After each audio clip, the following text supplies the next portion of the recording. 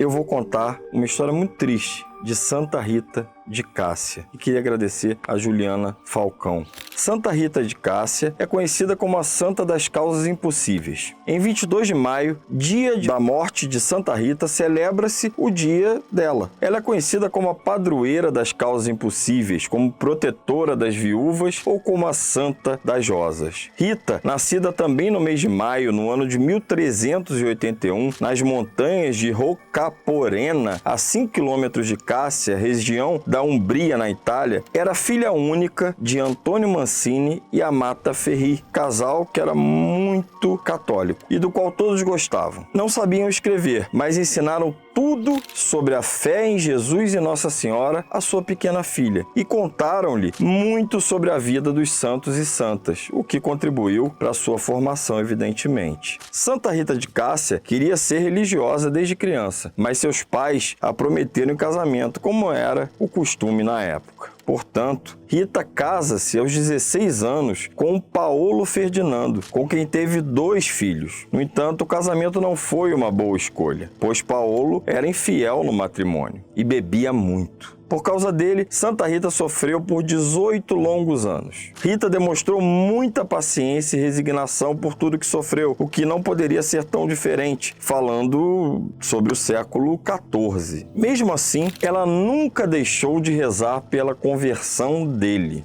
Por fim, a mansidão e o amor de Rita transformaram aquele homem rude e bruto e este se converteu. Isto mudou a sua vida conjugal de tal forma que as amigas de Rita e as mulheres da cidade vinham aconselhar-se com ela. Paolo, embora verdadeiramente convertido, tinha deixado até então um rastro de violência e rixas entre alguns grupos da cidade. Assim, um dia, ele saiu para trabalhar e não voltou para casa. Santa Rita de Cássia teve a certeza de que algo horrível tinha acontecido. No dia seguinte, ele foi encontrado morto. Havia sido assassinado. Seus 2 filhos, que já eram jovens, juraram vingar a morte do pai. Santa Rita então pediu a Deus que não deixassem que eles cometessem esse pecado mortal. Logo, os 2 ficaram muito doentes, de forma incurável. Antes que eles morressem, porém, Santa Rita ajudou-os a conseguirem perdoar o assassino do pai e, logo depois, faleceram devido à peste bubônica. Segundo o historiador Leandro Faria de Souza, doutor em Ciências da Religião,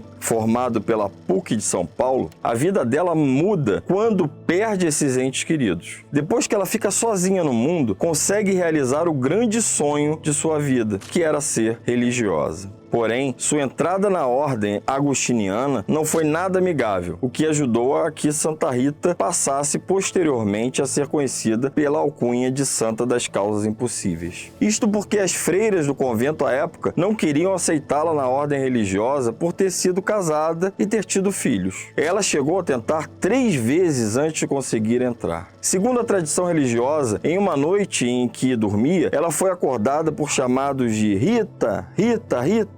Ao acordar, teve uma visão de 3 santos, São Francisco, São Nicolau e São João Batista. Eles pediram que ela os seguisse e depois de andarem pelas ruas, os santos desapareceram e Rita sentiu um suave empurrão. Ela caiu em êxtase e quando voltou a si, estava dentro do mosteiro, aos pés do crucifixo, estando no local com as portas trancadas.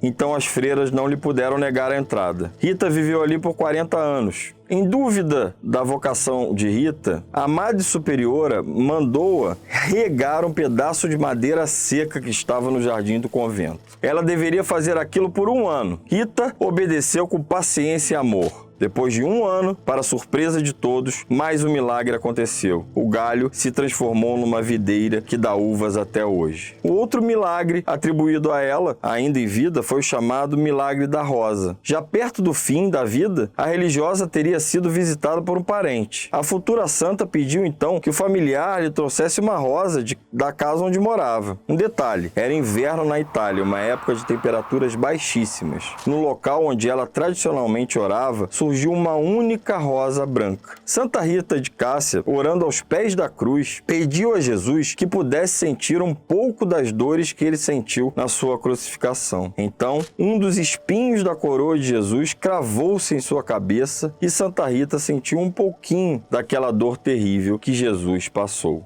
O espinho fez em Santa Rita uma grande ferida, tornando-se um estigma, de tal forma que ela tinha que ficar isolada de suas irmãs, pois adquirira um odor fétido. Assim, ela fazia mais orações e jejuns para Deus. Santa Rita de Cássia ficou com a ferida por 15 longos anos. A chaga só foi curada quando a irmã Rita foi a Roma no Ano Santo. Quando voltou ao mosteiro, porém, a ferida se abriu novamente. É por isso que diversas pinturas e representações artísticas da padroeira das causas impossíveis a retratam com uma espécie de raio de luz na testa. Outras imagens mostram a freira com sangramento na testa. No dia 22 de maio de 1457, o sino do convento começou a tocar sozinho. Santa Rita estava com 76 anos. Sua ferida cicatrizou-se e seu corpo começou a exalar um perfume de rosas. Uma freira chamada Catarina Mancini, que tinha um braço paralítico, ao abraçar Santa Rita de Cássia em seu leito de morte, ficou curada. No lugar da ferida, apareceu uma mancha vermelha que exalava um perfume celestial, que encantou a todos. Logo, apareceu uma multidão para vê-la. Então, tiveram que levar seu corpo para a igreja, e lá está incorrupto, exalando um suave perfume que a todos impressiona. A religiosa possui uma particularidade rara no mundo católico, o chamado corpo incorrupto, fenômeno que acontece quando o corpo inteiro ou de forma parcial não se decompõe, mesmo passado muito tempo da morte. Há quem diga que, de fato, a carne não apodreceu. Outros vão dizer que uma proteção foi feita no corpo para que a carne não apodrecesse. A linha mais forte é que o corpo estaria, de fato, incorrupto, disse David de Souza, um outro historiador. De acordo com Leandro, historiador, o fenômeno poderia ter sido responsável por atrasar a canonização, processo em que o status de santo é concedido a alguém. A italiana Rita morreu em 1457 e foi beatificada em 1627, somente canonizada em 1900, no dia 24 de maio, pelo Papa Leão XIII. Sua festa foi comemorada no dia 22 de maio, até hoje é. No nordeste do Brasil, na cidade de Santa Cruz, no Rio Grande do Norte, ela é a padroeira. Inclusive, lá está a maior estátua católica do mundo, com 56 metros de altura. Santa Rita é considerada a madrinha dos sertões. Em Minas Gerais, existe a cidade de Cássia, que Santa Rita também é a padroeira, e seu aniversário é no dia 22 de maio também, assim como locais como Santa Rita da Floresta e Euclidelândia, distritos de Cantagalo, na região serrana do Rio de Janeiro. Santa Rita é festejada em bonitas e tradicionais procissões e festas. Uma conhecida tradição é rezar a oração de Santa Rita no dia 22 de maio. E, caso se receba uma rosa, pode ser um grande sinal de que suas preces foram ouvidas e poderão ser atingidas. Outra tradição é rezar 22 credos em qualquer dia 22, pedindo uma graça que considera impossível, pela intercessão de Santa Rita a Deus, a santa que, por tamanha devoção e conquistas, recebeu popularmente esta alcunha de Santa das Causas Impossíveis. Se você quiser que a gente continue contando essa série dos santos católicos, comentem aqui quais santos vocês querem ouvir, conhecer mais. Enfim, este foi mais um episódio da série dos santos católicos. Até o próximo vídeo. Hello, strangers! Hoje eu venho falar com vocês de um tema extremamente polêmico. Eu não posso falar com ela. Acabar com tudo! A idade amaldiçoada para as celebridades?